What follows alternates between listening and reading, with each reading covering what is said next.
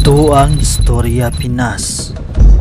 Mainit pa ang revelasyon sa issue tungkol sa bayan ng Bamban. Nasangkot dito ang mismong mayora sa illegal na operasyon ng pugo sa kanilang lugar. At biglaan naman na ni-raid ng Presidential Anti-Organized Crime Commission or PAO ang bayan ng Porac, Pampanga dahil sa report na natanggap nila tungkol sa torture, sex trafficking, prostitute at scam na ginagawa sa illegal na pugo hub. Dahil dito nasibak din sa pwesto ang hipi ng Porac at ito ang sitwasyon ng isang biktima na na-torture sa loob ng pugo hub. Puro pasa ang katawan. May mga nakumpiskang ebidensya din umano ang mga opisyal na dokumento na magpapatunay na meron ugnayan ng pugo sa Porac, Pampanga at ang baho po ng Bamban. Lumalaganap na talaga ang operasyon ng illegal na mga pugo sa ating bansa at di umano'y sabi ng iba ang pugo sa Porac at ang pugo ng Bamban ay just a tip of an iceberg ika nga. At ito ang tanong ng karamihan, kailan kaya marireid ng kinaukulan ang pinakamalaking pugo hub ng bansa na nakabase sa Cavite, ang Island Cove ng Cavite na malapit mismo sa naval base ng ating bansa? Tunay ba talaga na mayroong pag-iispiya na ginagawa ang mga Chinese national sa ating bansa? At dahil dito, ito ang mga naging komento ng ating mga madlang netizen. Ang dami palang mga pugo hub,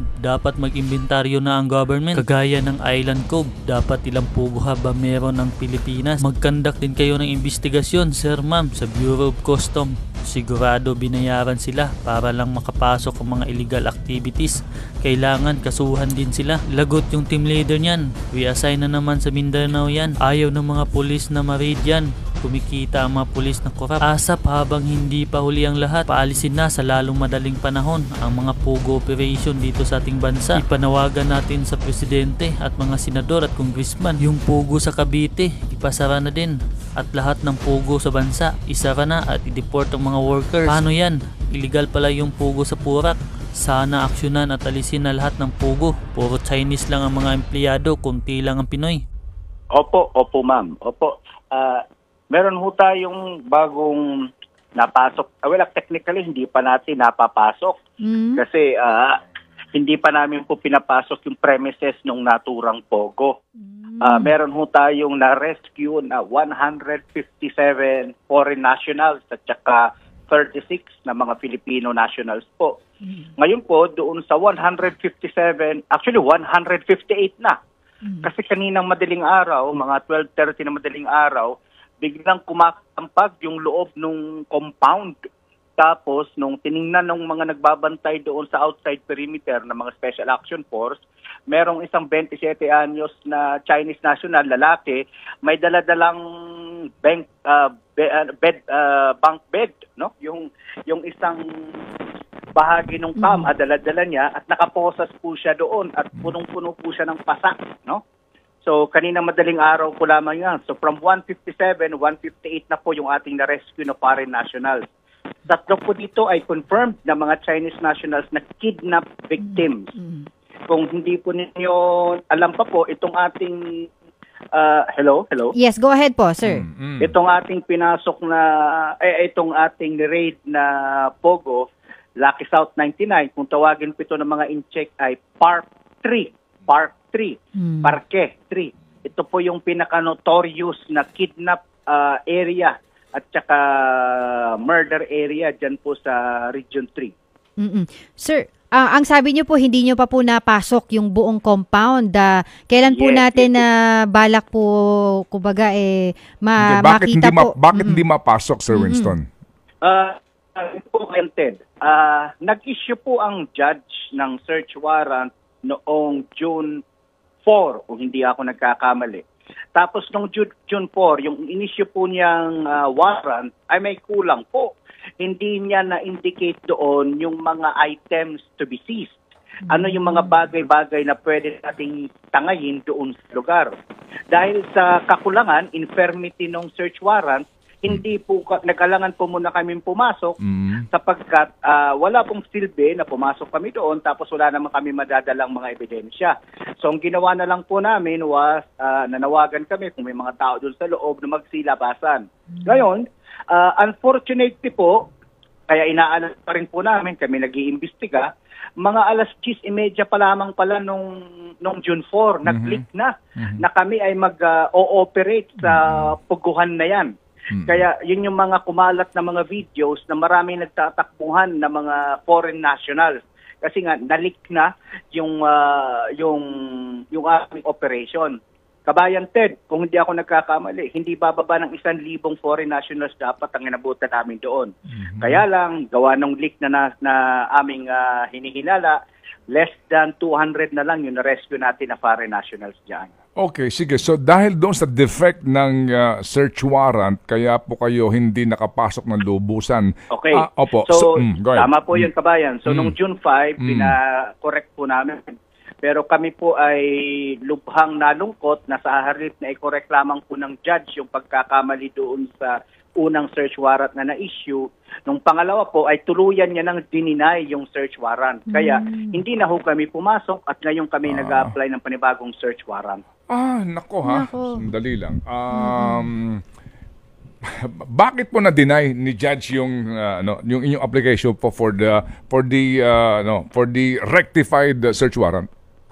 To be honest, I am a non-lawyer, no? May lubhang nabahala rin sapagkat all the while I thought perfunctory na lamang yung gagawin kasi rectification na lamang, incorporate, lalagay mo na lamang doon yung kung ano mang kakulangan doon sa initial warrant na inapprove niya. Take note to, kabayan, approved yung warrant, no? May kulang lang. So pinaparectify lang para ilagay ko na yung mga items to be seized. Okay. Pero nung pangalawa, kaya daw niya, apparently she said, ayon sa kanyang denial order, she opted to deny the application of warrant in as much as wala na raw aabutan ng mga foreign nationals doon sapagkat nakita daw niya di umano na nagsipagtakasan na may fleeing of masses of people. Yun ang parang term na ginamit niya sa kanyang order to deny the search warrant. So, para sa amin, that is all, as far as we are concerned, wala siyang personal knowledge doon sa pagtakas ng mga taong iyon sapagkat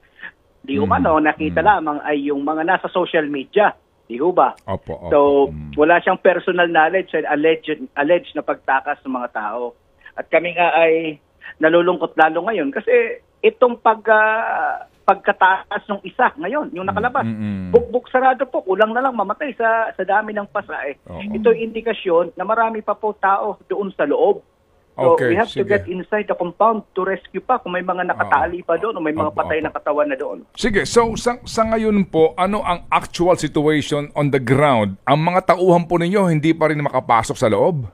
Yes sir, what we did is pinaikutan po natin yung perimeter while applying for the new warrant. Pinaikutan po natin yung perimeter at saka binabantayan ng Special Action Force. Baka nga po may mga lumabas pa po doon na mga tao at kung ano pa man. At kami din po ay nag-aantay. Baka naman may pakilalang may-ari, manager na ang compound na yan para ma-serve na matanong din po namin sila kung bakit may mga bukbuk sarado na mga tao na galing doon sa loob. Kasi 3 na po ito eh. Tapos 7 Pilipino din ang nakalabas kahapon. Opo. So, ngayon ho, naghihintay kayo ng bagong warrant doon pa rin sa the same judge or you applied in a different sala? We applied with a different judge, kabayan. Opo. Obviously, we would not be able to get a favorable ruling on our application for a search warrant with the same judge. Okay. Anong sabi ng legal ninyo diyan sa sa PAOCC na hindi ba dahil sa may mga lumabas na nakita ho ninyo na bugbog sarado kanyo ng mga na tao is a legal legal reason para kayo pumasok doon to rescue people? Yes, in fact, that was the argument that was raised by our legal officer. Oo. Di ba? Kasi may nakita ka lumalabas doon tapos yung nakausap ninyo na ano ang nationality itong nakatakas na may kasamang teheras kanyo na nakaposas? Yes, sir. Filipino po yun, kabayan. Sorry. Chinese national po, 27 years old. Siya po ay kinidnap diyan sa Pasay, tinutukan ng patalim, isinakay sa sasakyan ng 3 Chinese nationals. Okay, so yun nga po, kan po natin before the honorable judge that there, all the more that since people are fleeing from the area and we were able to actually rescue. Kasi yung 157 na rescue na po namin yan sa labas, hindi nila alam anong gagawin namin. Tapos nung nagpakilala po kami mga otoridad, bigla po nagsisigaw yung ilan na kidnap victims nga po sila. Sige. No? So all the more na may sense of urgency sana na nilabas niya yung warrant para nakapasok ulit kami at para makapasok kami finally para makapag-rescue kami. Sige. Itong pogo na ito, meron siyang PAGCOR license at business permit? No, sir. With regards to PAGCOR license, wala po. Ito po ay kansilado at saka nakakuha kami ng certification mula sa PAGCOR na wala ho talaga itong lisensya. Na-raid na ito dati, kabayan, September 2022. 43 Chinese nationals reported that they were kidnapped and brought to the same, Park 3. So, ang inaalam namin ngayon ay kung may business permit na inisyu yung PORAC LGU. Yes po ang ngayon, yung aming game plan to be able to check kung may business permit po ang LGU rito. Pero sabi ka mo ng... Opo, sabi po kasi dito, Sir Winston, sabi po ng Inquirer, may nakita po silang listahan mula sa PAGCOR as of August 8, 2023. Ito yung updated list nila ng mga POGOs. At kasama nga daw po dito yung Lucky South 99. As of August 2023, meron pa po silang lisensya. Pero as of the reapplication, kasi ano po lang po yan, initial license pa lang po. Noong nire-evaluate sila, gawa ng adverse reports, no? Nagkaroon ng mga adverse reports yung Lucky South 99 na yan, na-rescind po, nabawi, na-reverse yung una nilang application, ay yung una nilang permit, so to speak, from PAGCOR. Kaya nakakuha kami ng negative certification na wala na nga silang permiso to operate as an internet gaming license operation. Okay, kung yan po'y malawak na malawak, wala pa siyang wala siyang permiso from the LGU kasi paano makapag-operate ang ganyang... Yun po yung alamin natin, Kabayan Ted, Manong Ted, alamin po natin yan. Kasi nga, this is taking like a sore thumb. Katulad po ito noong dyan sa Bambantarlac na hindi pwedeng hindi mapansin ng Business Processing Licensing Office ng LGU. Kaya nga, opo. Sige, so habang kayo naandyan sa pinaliligiran yan, nasaan ang PORAC Police? Nandyan po naman sila. Kasama po natin sila noong nag-rescue tayo ng maraming mga foreign nationals. They were with us pagdating po namin noong 6 ng gabi, ng June 4. Sinamahan po tayo ng PORAC Municipal Police Station. Okay, and then meron ho bang reaction dyan si Governor? Wala ho kaming natanggap pa pong mga tawag at kung ano pa man magmula sa mga LGU.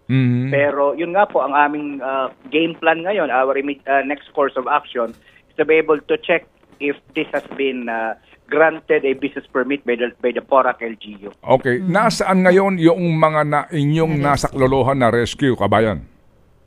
Yung 157 foreign nationals, Manong Ted, ganito. 158. Since meron na tayong 3 identified kidnap victims, the 3 have underwent medical examination. Una po yun. Pangalawa, pag mag-undergo ng medical examination, ay in-interview na po sila ng mga workers natin. Then finally, sila po ay ini-interview na ng ating CIDG Anti-Organized Crime Unit. At yung natitira naman po na 155 ay winelfare check kagabi ng ating mga taga-DSWD. Then ngayong umaga, ibabiometrics po sila nitong ating Bureau of Immigration to check if all of them are staying legally in the Philippines.